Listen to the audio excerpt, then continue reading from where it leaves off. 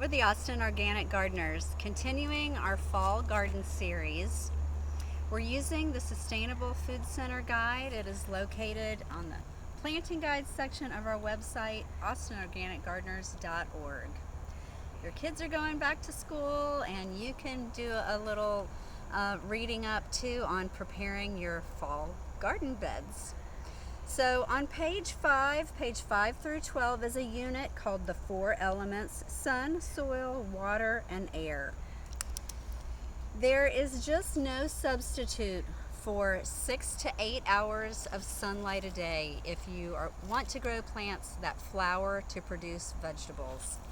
I once heard on the Gardening Naturally on the radio show on KLBJ Saturday and Sunday mornings that one of the best gardening tools you can have starting out is a lawn chair, and go sit in it several times throughout the day so you can see where the sun is located and how it travels through your yard.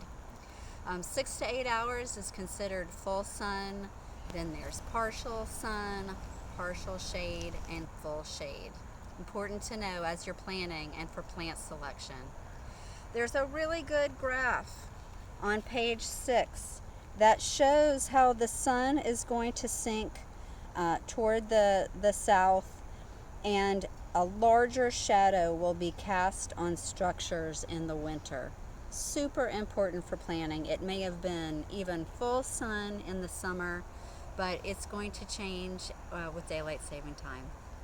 Next in the unit on the 4 elements is soil. And we cannot stress the importance of healthy soil enough.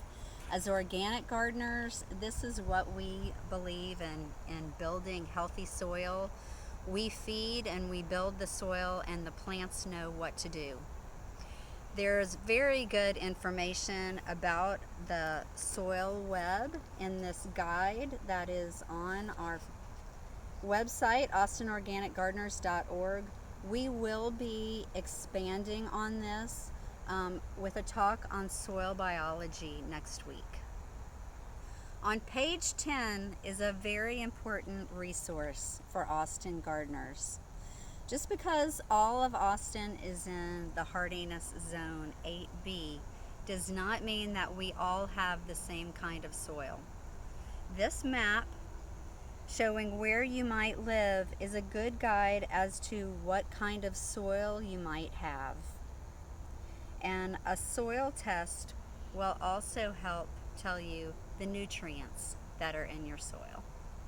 Mulch is very important in our Austin gardens, whether it's your spring garden or your fall garden. Just like we want to prepare the soil before we plant, we also want to protect the soil, keep the moisture in our soil, and keep those soil microbes alive and active in our soil.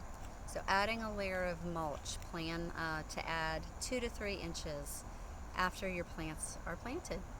Just like the sun, there is no substitute for water in a garden. Water is a big issue for the education of Austin residents. We can be on water restrictions in August and September as temperatures can stay hot. So we'll want to check for what stage of water restrictions we're in. And City of Austin recommends that you water before 10 a.m. or after 7 p.m. so the water is not evaporated.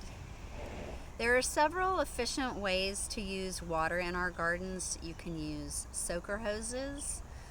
Drip irrigation is really ideal. We like to use Oyas here in our demonstration beds at Zilker Botanical.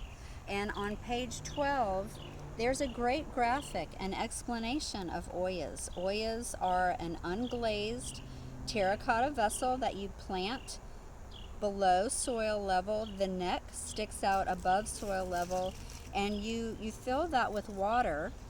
And as the plant roots establish, they create isometric pressure and will pull the water out to their roots. Our 2-gallon size Oyas will radiate water up to 2 feet around them. We find it really efficient underground irrigation. The last section in the 4 elements is air. Sounds a little surprising maybe that our plant roots need air to grow, but they do. You can see in compacted walkways where no grass grows. So we do things like adding compost. You've seen us in our garden stab the surface with a pitchfork just to make sure that water can get down to our plant roots and aerate a little bit. You can use a broad fork if you have one of those. Earthworms will aerate the soil for us. So again, creating really healthy soil that attracts those beneficials is another way of adding that last element, air, to your fall garden.